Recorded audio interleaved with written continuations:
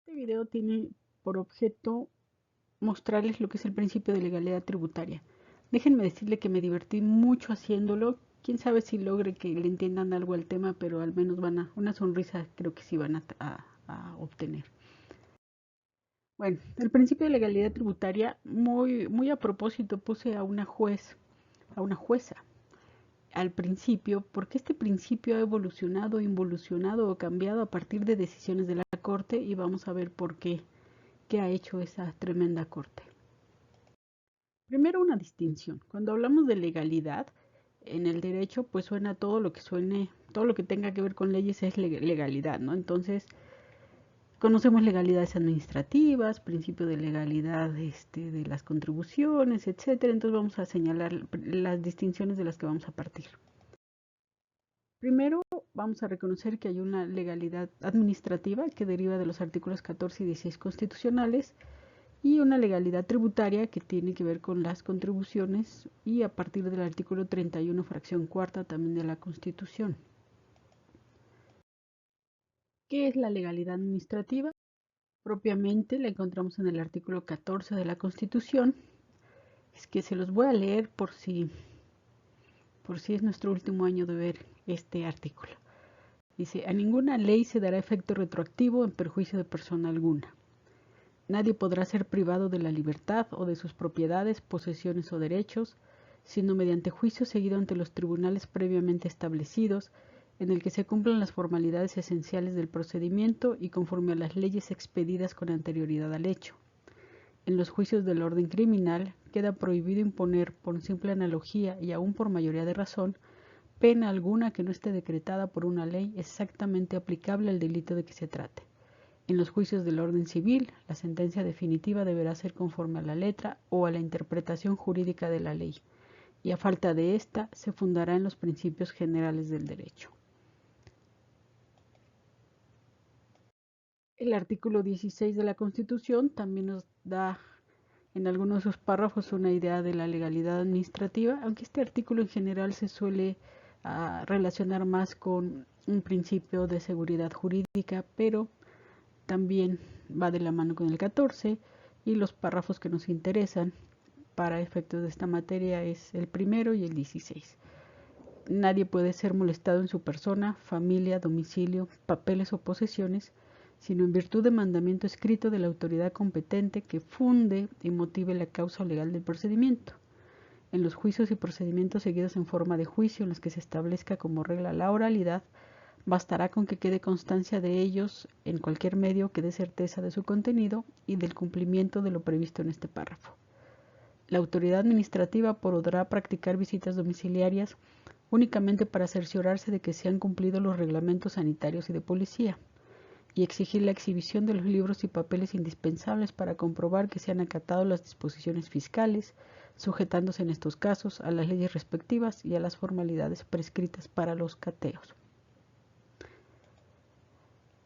Bueno, ahora, ojo con esto, las autoridades fiscales también están obligadas por estos principios de legalidad administrativa, no den ideas.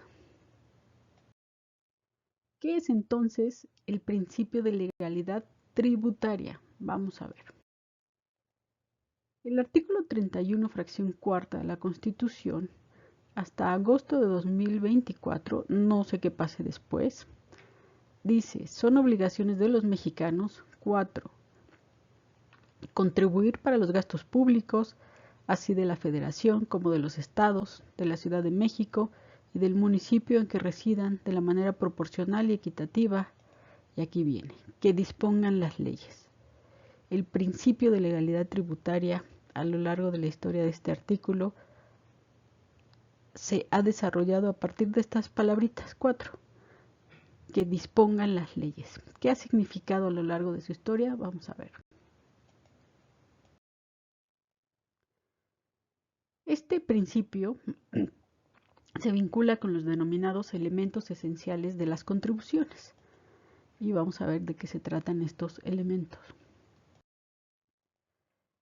Las disposiciones fiscales en México, cuando se refieren a estos elementos, no les dan Para empezar, no los categorizan como elementos de las contribuciones, sin embargo, sí en varias disposiciones los encontramos señalados como normas que establecen cargas a los particulares, que son sujeto, objeto, base, tasa o tarifa de las contribuciones. Este es el artículo 5 del Código Fiscal de la Federación, pero recientemente, bueno, relativamente hace pocos años, se incluyeron algún recurso y juicio que se llaman de resolución exclusiva de fondo cuando se refieran a estos elementos. Entonces vamos a partir de que en México legalmente los elementos de las contribuciones son entonces el sujeto, el objeto, la base, la tasa o la tarifa. Ah, pero esperen, de repente dije legalmente, ¿verdad? Bueno, la jurisprudencia y la doctrina de repente nos habla del hecho imponible y de la época de pago. Vamos a ver cómo se insertan todos estos elementos y estos que no están en el artículo 5, pero que mueven el derecho fiscal en México. ¿Quiénes son los sujetos? Los que participan en la relación jurídica tributaria, y es el sujeto activo, que es el Estado, que tiene el derecho de crédito a su favor. No señalé al Estado como el sujeto que tiene la potestad de legislar los impuestos, porque para la mayoría de la doctrina la potestad tributaria de legislar se agota en la legislación, pero cuando ya surge la obligación tributaria, el Estado o la dependencia del Estado que tenga el derecho de crédito es a quien se considera sujeto activo. El sujeto pasivo es la persona que realiza el hecho imponible. Ahí está otra vez el hecho imponible. ¿Qué puede ser esto? Bueno, recibir ingresos, enajenar bienes, etcétera, ¿no? Vamos a verlo con calma en algunos ejemplos. El objeto. Aquí empieza lo interesante. Vamos a hacer una definición convencional. Vamos a llamarle objeto en este momento a la materia económica que se desea gravar, y esta materia se va a especificar en el hecho imponible. Por ejemplo, si se desea gravar la propiedad o si se desea gravar la realización de actividades comerciales o la recepción de salarios, por ejemplo, ese sería el objeto que se quiere gravar. Y en el hecho imponible es aquel supuesto que va a estar establecido en una ley, y una vez que se lleve a cabo ese supuesto va a dar nacimiento a la obligación tributaria. En el caso, ya decíamos, si lo que quieres es, si el Estado quiere gravar la propiedad, el hecho imponible podrá ser una ley que diga: estará obligado al pago del impuesto quien sea propietario de un inmueble, o estará obligado al pago del impuesto quien adquiera un inmueble. ¿Sí? Es como ahí el hecho imponible es esa especificación del objeto, cómo se va a grabar ya en los hechos, o cuál es la situación que en la realidad se debe llevar a cabo para poder gravar la propiedad. En el segundo caso, o en los segundos ejemplos de las actividades comerciales o la recepción de ingresos, el hecho imponible dirá: estarán obligados a pago del impuesto quienes reciban efectivamente las contraprestaciones. Y esto lo podemos ver en algunos casos del impuesto sobre la renta, en el impuesto al valor agregado y en los impuestos de hospedaje, etcétera. Ahora, como había anunciado que aquí hay un tema de discusión, al final de esta presentación dejo un anexo para explicar un poquito más a detalle por qué estos conceptos que no aparecen en el código, el concepto sobre todo de hecho imponible, pero que es un concepto que lo vamos a ver repetidamente en distintos documentos.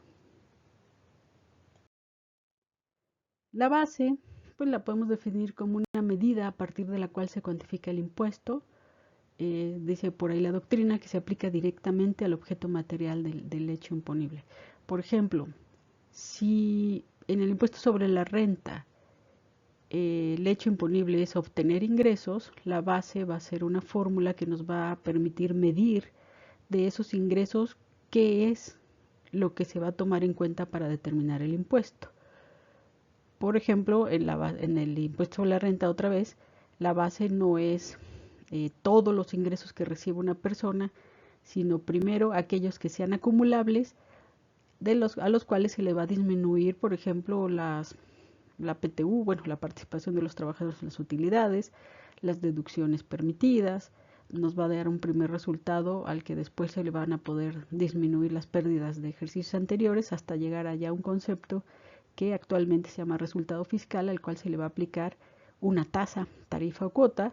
En el caso del ICR es una tasa, pero como elemento de los impuestos puede ser tasa, tarifa o cuota. La tasa es un porcentaje que se va a aplicar a la base. La tarifa va a ser, la cuota es una cantidad fija y la tarifa es una fórmula que se aplica a la base del impuesto. Veámoslo de esta manera. Si nuestra base de cualquier impuesto es un pastel, la tarifa o la tasa va a ser esa rebanada que se lleva el fisco del pastel. Sí, para más fácil. No lo digan así en el examen. Y la época de pago, desde mi punto de vista, no es un elemento de la contribución en el sentido de que evite que nazca la obligación si esta no existe. Tendrá problemas el fisco si nos lo cobra o no, porque no se va a saber cuándo es exigible. En México hay una regla general cuando no se especifica la fecha de pago, por ahí el Código Fiscal dice cuándo será exigible, pero es la Corte la que señala a la época de pago como uno de los elementos del impuesto, no tanto porque no nazca la obligación con su ausencia, sino por dar certeza a los contribuyentes de que el fisco no vaya y toque a su puerta cuando se le dé la gana. Entonces, la esencia de estos elementos de las contribuciones, o como se conocen en México, es que son necesarios todos y cada uno de estos elementos para que nazca o sea posible que nazca la obligación tributaria a cargo de una persona cuando se den en la realidad. Y veamos a continuación el siguiente tema. Bueno, por si ya se nos había olvidado de que estábamos hablando, del principio de legalidad tributaria, y este se relaciona con los elementos de los impuestos que revisamos antes. Ahora, ¿de qué manera se relacionan? La lectura tradicional del principio de legalidad tributaria dice que esos elementos denominados esenciales deben estar en una ley emitida por el Poder Legislativo y con las características de generalidad, abstracción e impersonal. Esto es lo que comúnmente o tradicionalmente se ha llamado debe ser una ley formal y materialmente legislativa. Una ley es formalmente legislativa cuando es emitida por el órgano o el Congreso Legislativo de un país. Es materialmente legislativa cuando sus disposiciones son generales, abstractas e impersonales. Luego, el principio de legalidad tributaria, en su lectura tradicional, nos dice entonces que el sujeto, objeto, la base, la tasa y la tarifa deben estar necesariamente contenidas en una ley emitida por el Congreso. Pero ojo, es la lectura tradicional. En una lectura renovada, nos dice la Corte que el principio de legalidad tributaria lo vamos a entender como el principio de reserva de ley, que puede ser absoluta cuando la Constitución señala que una materia determinada solo puede ser regulada mediante una ley emitida por el Poder Legislativo. Si pensamos en lo que decíamos hace rato, esta reserva de ley absoluta, pues en realidad se parece mucho a cómo se entendía el principio de legalidad en la forma tradicional. ¿En dónde cambia esta nueva adopción doctrinaria de la Corte? En la reserva de ley relativa. Y aquí, por disposición de la Corte, que va y toma algunas teorías ahí medio obscuras, y no por las teorías, sino porque la Corte no las logra precisar, este principio de ley, pero en su vertiente de reserva relativa, dice que el Poder Legislativo puede autorizar, a través de una cláusula habilitante, al Poder Ejecutivo para completar una normatividad mediante disposiciones administrativas. ¿Qué significa esto? Que el Congreso de la Unión va a emitir una ley en donde diga expresamente: la autoridad administrativa podrá o deberá emitir una regla en donde precise este elemento. Si todas esas que están pensando ahora son ejercicio de la reserva de ley relativa. Claro, siempre se dice que la autoridad administrativa deberá respetar los principios de jerarquía y subordinación legislativa, es decir, solo puede hacer aquello que la cláusula habilitante le permita y no puede ir más allá.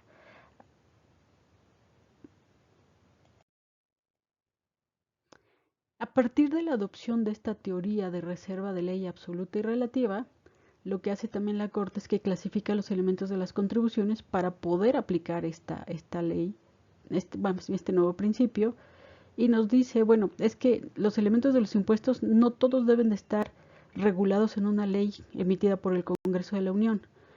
Sí deben estar todos ellos descritos para que puedan ser desarrollados en ordenamientos de menor jerarquía, pero no abre esa posibilidad a todos los elementos de los impuestos, sino que divide en dos tipos los elementos de las contribuciones.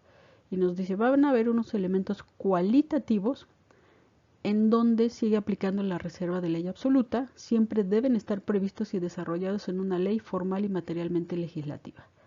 Y estos elementos serán el sujeto y el objeto, y por adición y por lo que hemos estado diciendo, pues también el hecho imponible.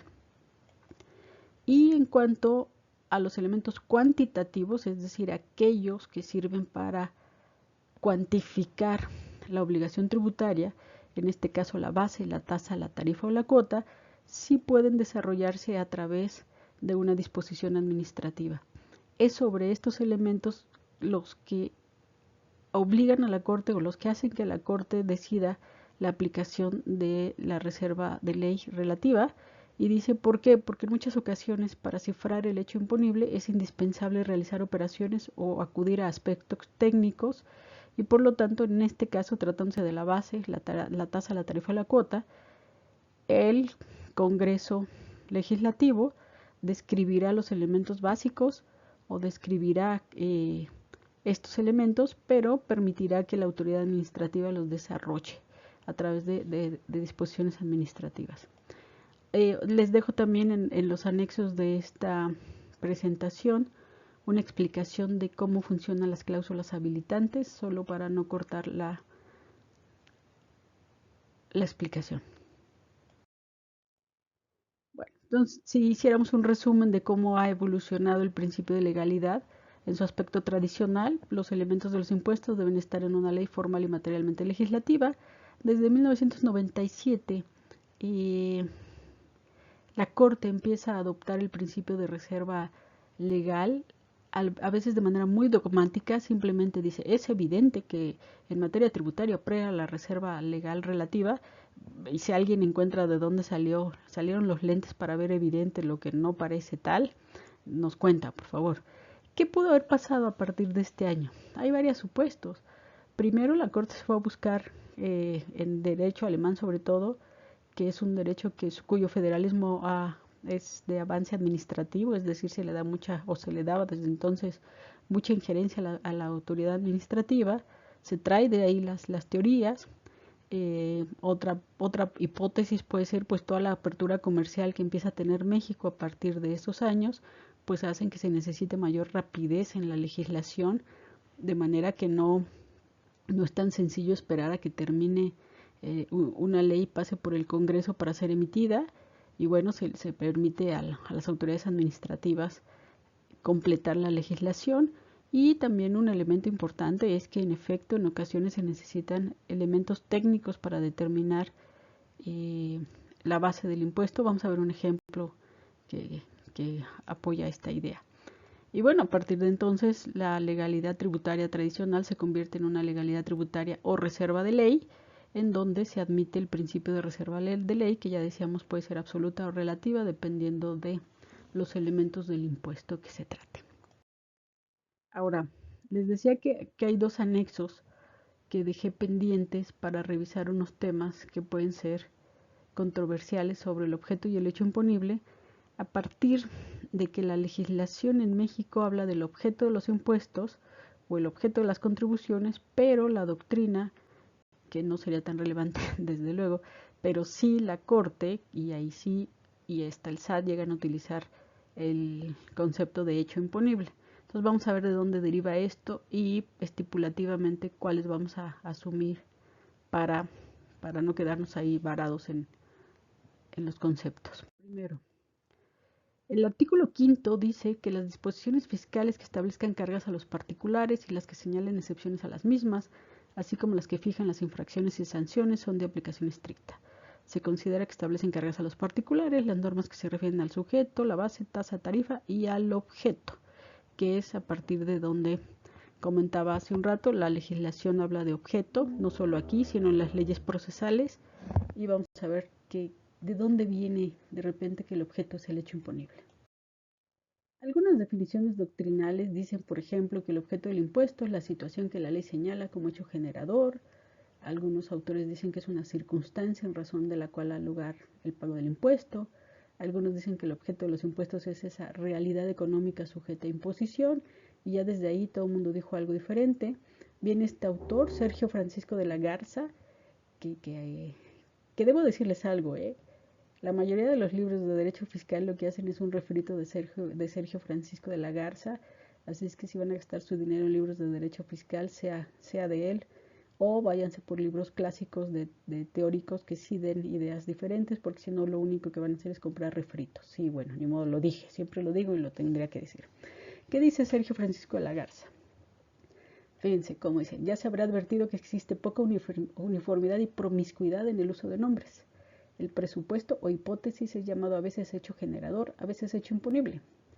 Para él, el presupuesto de hecho o hipótesis de incidencia puede recibir el nombre de hecho tributario, a fin de que comprenda varias especies de tributos, y no hecho imponible, dice, porque el hecho imponible solo se refiere a los impuestos, y dice, bueno, y una vez que este hecho se produce en la realidad, pues se llama hecho generador. ¿Por qué Sergio Francisco de la Garza hace énfasis en esta parte del hecho? Ya comentábamos en varias ocasiones, porque se refiere al hecho jurídico, a aquellas doctrinas francesas que nos dicen que los hechos, el lato sensu, son aquellos hechos a los que el derecho les da alguna consecuencia jurídica. Entonces, cuando hablamos en realidad todos estos conceptos de esa situación que la ley señala como hecho, o aquel supuesto de hecho o derecho que da nacimiento, pues está hablando, que da nacimiento a la obligación tributaria, pues estamos hablando de hechos a los cuales el derecho le da una consecuencia y que de llevarse a cabo generan una obligación. Ahora, ¿por qué entonces, volvemos al punto, por qué la ley dice objeto y todo el mundo habla de los hechos, y aquí ya lo vimos, y quien parece que nos da la explicación final es este autor, este teórico Dino Harac, de nacimiento italiano, de ubicación argentina, italo-argentino, y él dice, bueno, es que aquí hay un enfoque equivocado cuando, como en México, por ejemplo, que analizamos los elementos del impuesto según la ley sujeto, objeto, base, tasa, dice, porque la obligación tributaria en efecto es una obligación de carácter personal, pero hay quien, al analizar que es de carácter personal, le da prioridad a los sujetos. Entonces, por eso primero aparece el sujeto activo y el sujeto pasivo, ¿no? o los sujetos. Después viene el objeto o materia imponible, que se identifica con los hechos objetivos que dan origen a la obligación. Otra vez los hechos jurídicos. ¿Por qué Dino Harac dice que hay un error? Porque quien asume que tiene relevancia o que los sujetos son a priori antes del objeto o del hecho imponible que le llama, asumen que hay una relación abstracta entre el Estado y el contribuyente, y que solo hasta que se lleva a cabo en la vida real el supuesto de hecho que está en la ley, hasta ese momento nace la obligación concreta. Él no está de acuerdo con eso. Él dice, no hay relación jurídica abstracta, eso no existe. Lo que sí es que por principio de legalidad tiene que estar en una ley todo el supuesto normativo, pero eso no hace que haya una obligación abstracta y que esté esperando a que alguien caiga en la trampa, ¿no? Entonces, a partir de ahí, de ese análisis, él considera que quienes relacionan los hechos del impuesto, perdón, los elementos del impuesto, empezando por el sujeto, pues tienen un error de enfoque. Y es el caso de México, o al menos así en la ley. También critica un poquito el concepto de objeto cuando se le relaciona con el objeto, con la realidad económica, por ejemplo, con el patrimonio. Dice, no, a ver, eso es de la ciencia de las finanzas, para hablar del fenómeno económico en donde cae el impuesto, pero desde el punto de vista jurídico, ese fenómeno económico solo es un componente de todas las circunstancias de hecho que dan lugar a la obligación tributaria. Ahora les explicaré qué opina, de dónde vienen estos pensamientos de Dino Harac para entenderlos un poquito. Los puse primero aquí con estos otros autores para decir, bueno, están partiendo de un enfoque equivocado. Sergio Francisco de la Garza no parece tan alejado de las ideas de Harach, pero Sergio Francisco de la Garza sí ya cita a Harach, o sea, ya lo leyó, y los demás pues no, o si lo leyeron no se entendió, no es nada fácil leer a este sujeto. Pero bueno, ¿qué dice Dino Harach? Este tiene una obra espectacular que se llama El hecho imponible. Después de que lean ustedes este libro, van a tirar media biblioteca de derecho fiscal que tengan, sin duda, se van a dar cuenta de lo inservible. ¿Qué dice Dino Harach? Dino Harach es el que bautiza al hecho imponible y le llama a su teoría general del derecho tributario sustantivo. Él dice que el presupuesto de hecho o hecho imponible, exacto, eso que dice la ley, tiene varios aspectos. Tiene un hecho objetivo u objeto material, que es el elemento sobre el cual se mide el monto del impuesto. Él habla de que este hecho objetivo o este hecho jurídico es un hecho que encierra detrás una visión de capacidad contributiva. De hecho, cuando desarrolla su teoría, dice que la causa de la existencia de los impuestos es que estos hechos objetivos siempre van a mirar a una capacidad contributiva. También dice parte del hecho imponible es la determinación subjetiva del obligado, esto es el contribuyente, a quien se le va a atribuir esa capacidad contributiva. Ya en un libro posterior dice, bueno, excepto en los impuestos al consumo, porque ahí sí la capacidad contributiva es el del consumidor, no del obligado directo, pero ahí dice, primero tengo que encontrar a mi sujeto, después el hecho imponible me va a vincular con el sujeto activo, con el Estado. Por ejemplo, si este sujeto pasivo u obligado es residente en el país o es nacional en el país, dependiendo del criterio que adopte cada país para decidir cobrar o para tener la potestad de cobrar los impuestos. Pero ahora les conocemos como criterios de vinculación cuando hablamos de la nacionalidad, la residencia, etcétera. Él le llama momentos de vinculación y dice, primero se dan los hechos, determinamos quién es el sujeto pasivo y después si ese sujeto pasivo puede quedar vinculado o si eso hecho imponible puede quedar vinculado al país de que se trate o al Estado como sujeto activo. Por eso ahí está la crítica de hace rato que les decía, cuando las teorías o los códigos dicen que va el primero sujeto activo pasivo, dicen no es cierto.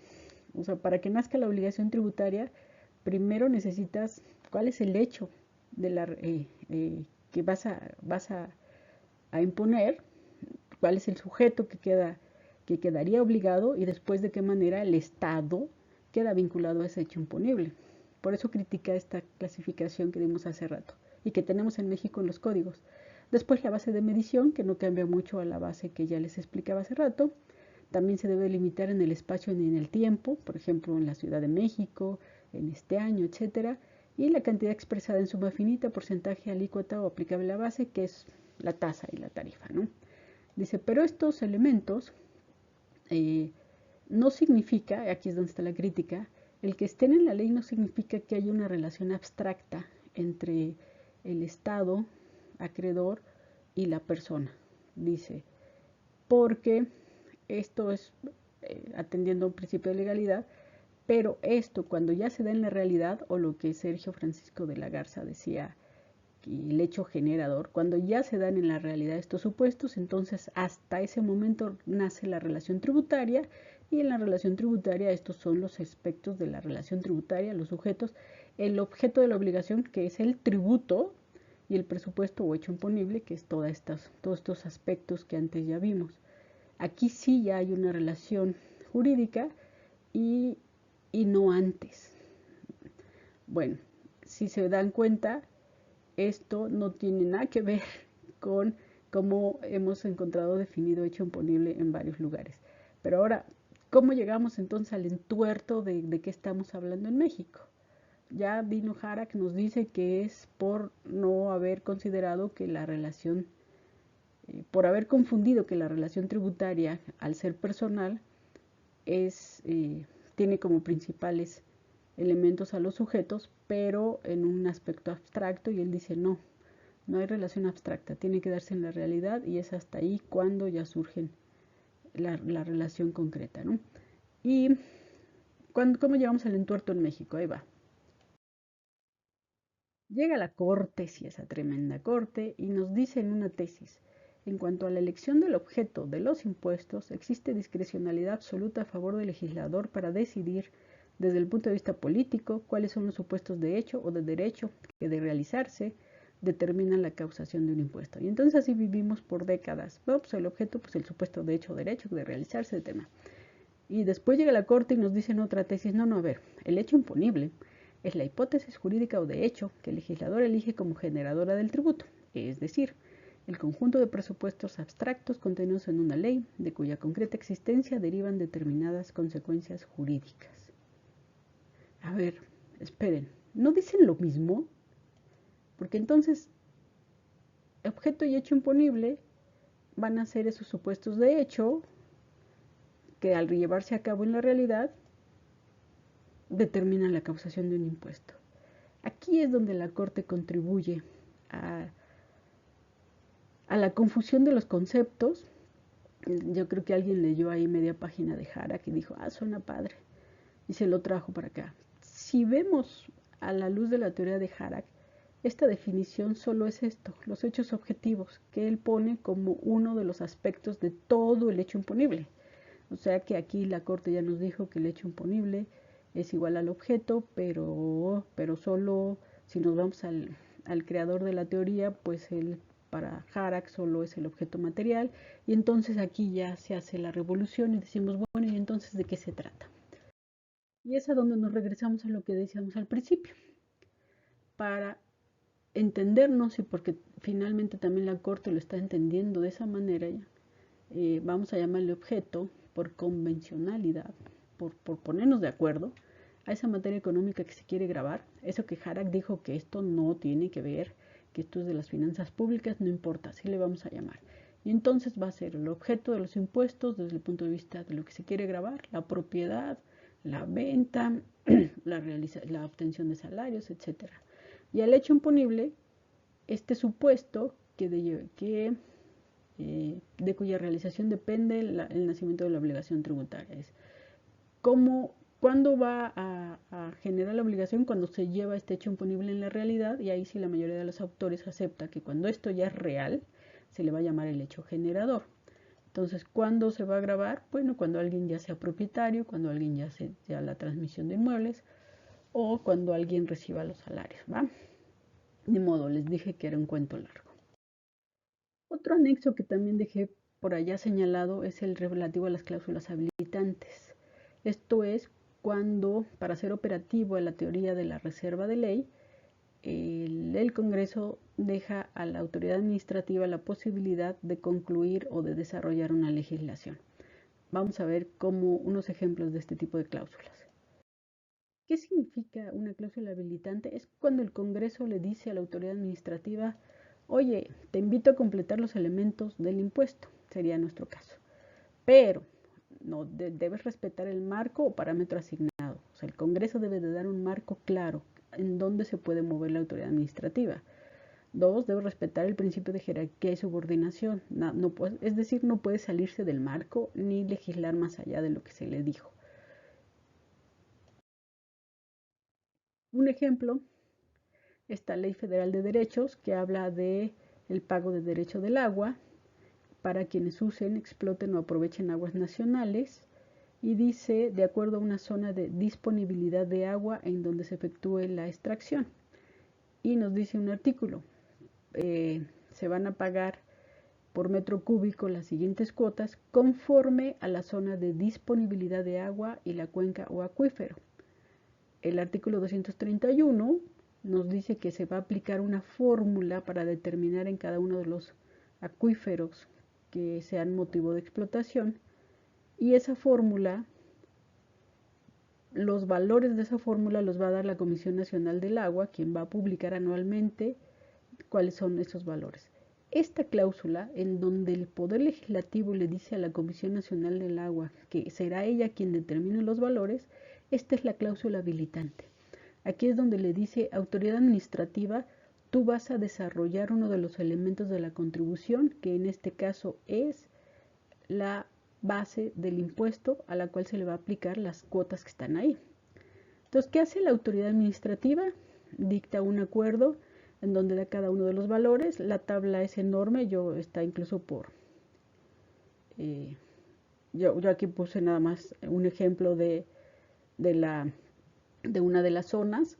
Va dando a qué significa, desde luego el decreto dice qué significa cada una de las iniciales que aparecen ahí, que serán las que se apliquen a la fórmula que está del lado izquierdo, y una vez obtenido el número de disponibilidad, que si vemos en la fórmula del lado izquierdo son zonas de disponibilidad 1, 2, 3 o 4, dependiendo si son aguas superficiales o subterráneas.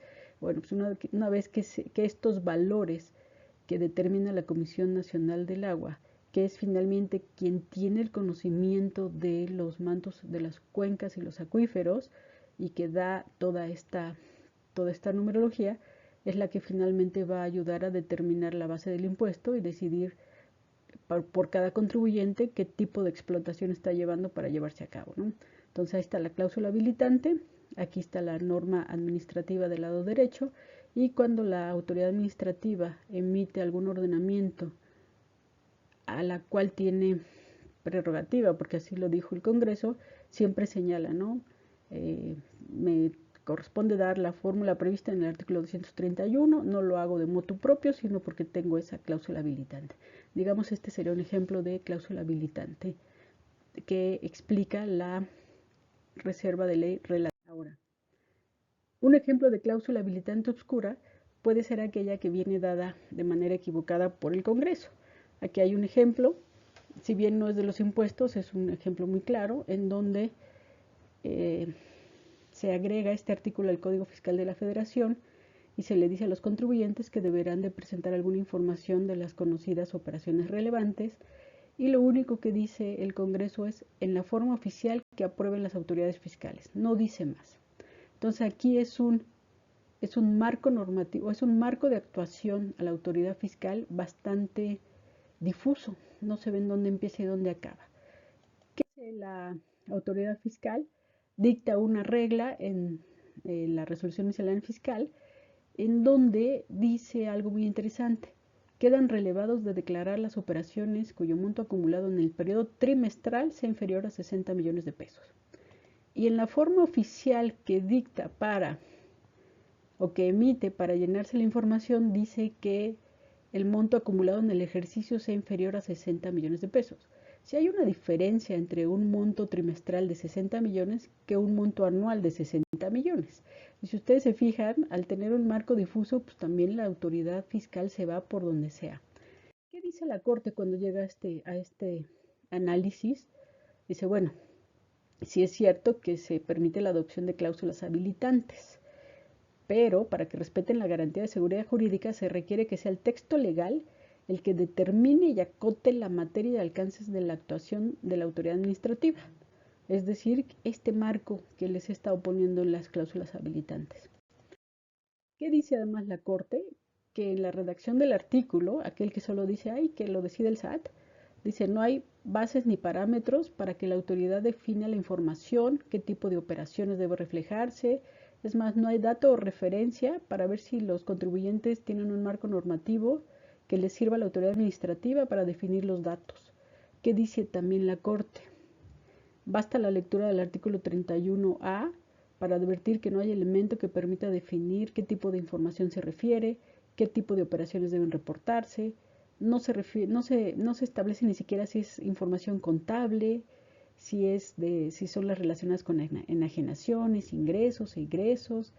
¿Qué es? Dice. Entonces, tu cláusula habilitante Congreso es absolutamente oscura.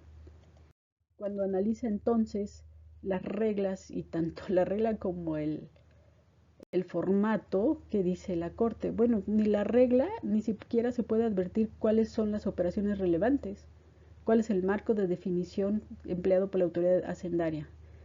Por ahí en la sentencia, si la quieren bajar, está anotado el número en el margen izquierdo.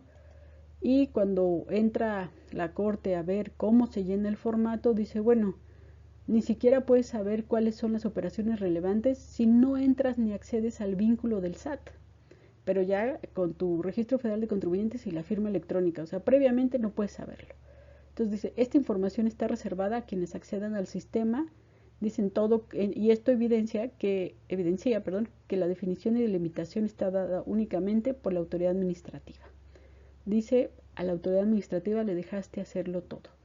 Y esto es entonces como en el uso de cláusulas habilitantes también el Congreso puede tener errores cuando no define bien el marco de actuación de la autoridad administrativa. Otro caso es el exceso en la aplicación de cláusula habilitante. Imaginen ustedes que el Congreso le dice al fisco,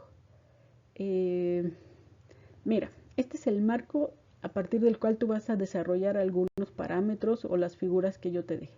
Aquí está el marco, aquí vas a pintar, aquí está tu pincel finísimo y esto es lo que quiero que pintes. Hasta ahí puedes actuar.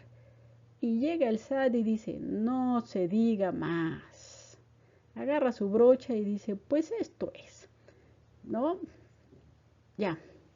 Creo que esto es mucho más gráfico que si les doy un ejemplo.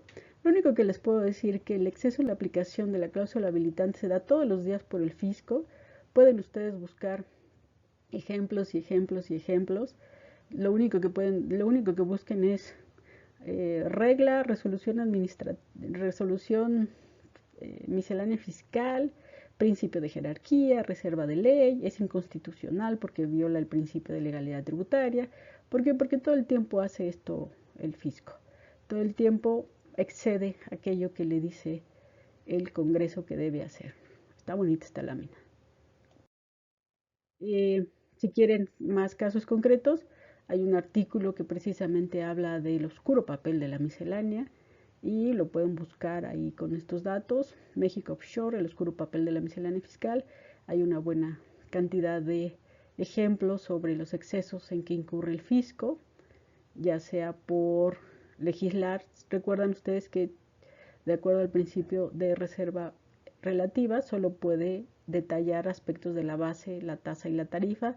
No, ya señala sujetos, determina el objeto, bueno, sobre todo en los sujetos, ahí sí hace lo que quiere, pero este es un buen ejemplo de cuidado con la miscelánea porque es obscura, es obscura.